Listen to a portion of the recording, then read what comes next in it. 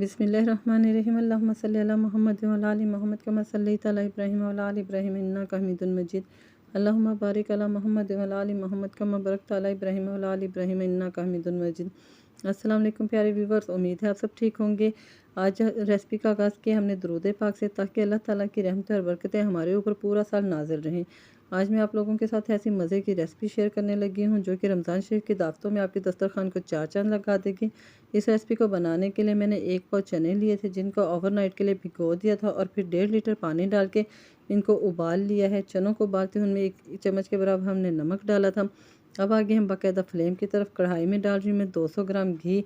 घी को हमने अच्छे से गर्म कर लेना है ताकि इसका कच्चापन दूर हो जाए, और प्यालियों को कर लेना है साफ़ ताकि कोई भी चीज़ वेस्ट ना जाए। साथ ही मैं डाल रही हूँ 4 टुकड़े दालचीनी के, 2 इलायची डालूंगी, एक बड़े वाली और एक छोटी इलायची, और इनको हमने तोड़ के डालना है।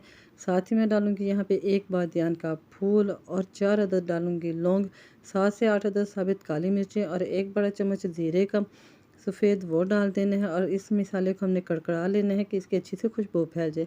जैसे ही हमारा खड़ा मसाला कड़कड़ा गया है तो मैं डाल रही हूँ इसमें 1 बड़ी साइज़ का प्याज, जिसको रफली कट कर लिया था। प्याज डाल देने के बाद हमने इसको मैक्सिमम 1 से 1.5 मिनट ही फ्राई करना है, क्योंकि हमने प्याज़ों को कोई भी कलर नहीं देना। हम यहाँ पे बना रहे हैं हैदराबादी बिरयानी, तो इसलिए हमने प्याज़ों को यहाँ पे डार्क ब्राउन नहीं करना।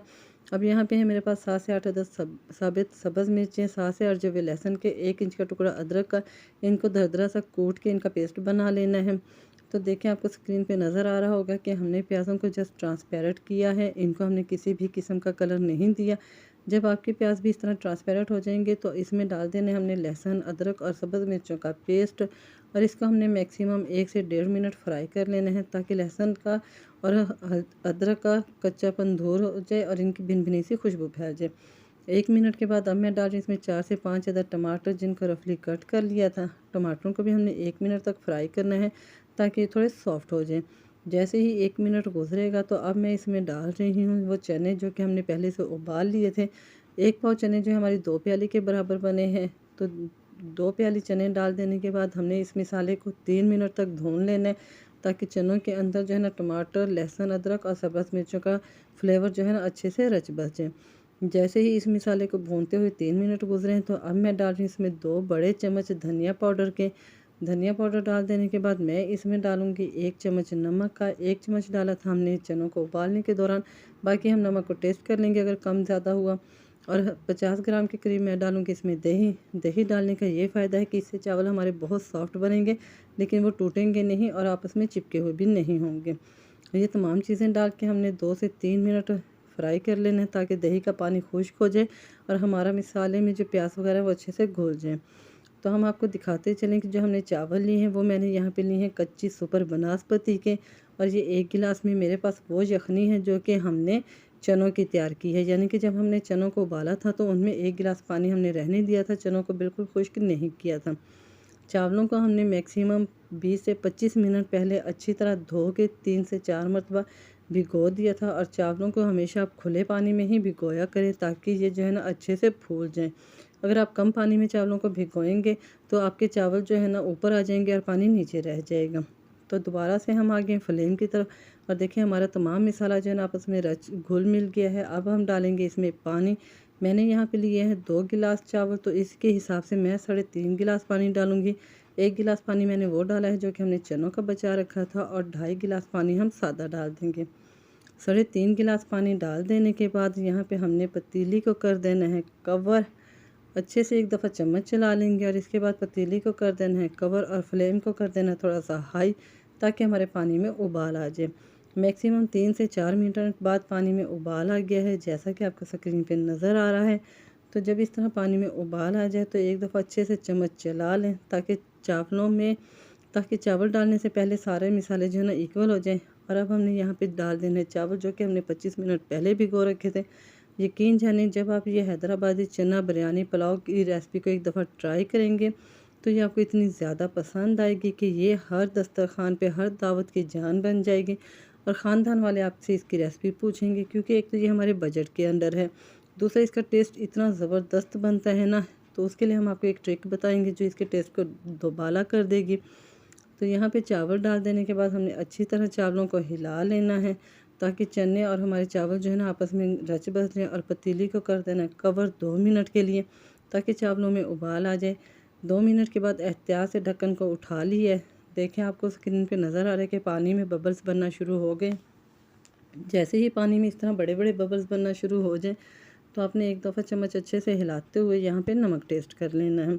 नमक टेस्ट करने के लिए मैंने एक चम्मच लिया और उस पर थोड़ा सा ऑयल को हटाते हुए नीचे से पानी लिया है और उसको टेस्ट कर लिया है। हमारा नमक यहाँ पे बिल्कुल इक्वल है। अगर आप थोड़ा ज़्यादा या कम खाना पसंद करते हैं तो आप अपने टेस्ट के अकॉर्डिंग नमक ही डाल सकते हैं। और अब डाल रही मैं इसमें 2 लीमू का जूस, जो कि हमारे चावलों के टेस्ट को दोबाला कर देगा। अगर आपके पास लेमन जूस नहीं है तो आप इसमें सिरका भी डाल सकते हैं।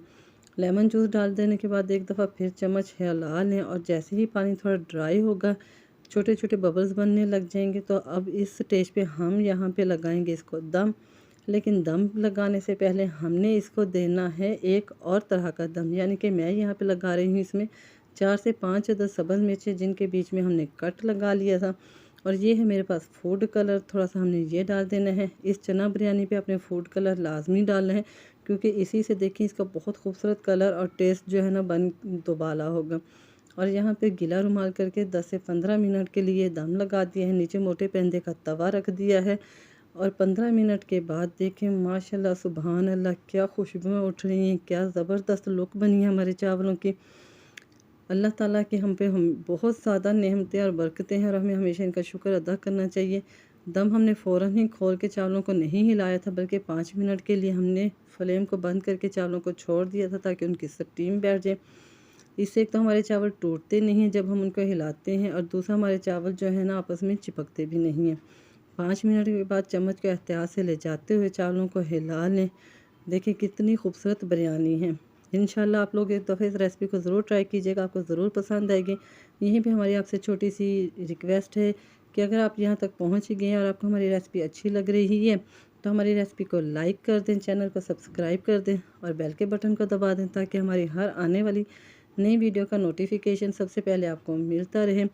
शेयर करें फ्रेंड्स एंड फैमिली में, और अपने कमेंट से हमें ज़रूर आगाह किया करें। आपका हर कमेंट जो है ना हमें ग्रो करने में मदद देता है और हमारा हौसला बढ़ाता है कि हमारी रेसिपीज़ आपको अच्छी लग रही हैं, और हम मज़ीद कैसी रेसिपीज़ बनाएं, क्योंकि हमें 1 साल माशाल्लाह का कंप्लीट होने वाला है और 4000 मेरे सब्सक्राइबर पूरे होने वाले हैं, जिससे अंदाज़ा होता है कि आप लोग हमें बहुत ज़्यादा पसंद कर रहे हैं। एक रिक्वेस्ट जो हम बार बार करते हैं कि आप हमें टिपिकल कमेंट से मत आगाह किया करें, बल्कि अपनी प्रॉपर ओपिनियन दिया करें कि हमारा काम आपको पसंद आ रहा है या नहीं। और इसके साथ ही हमें दीजिएगा इजाज़त, फिर मिलेंगे किसी और दिन किसी और मज़ेदार सी रेसिपी के साथ। माहिर फूड सीक्रेट में आप सबको अल्लाह।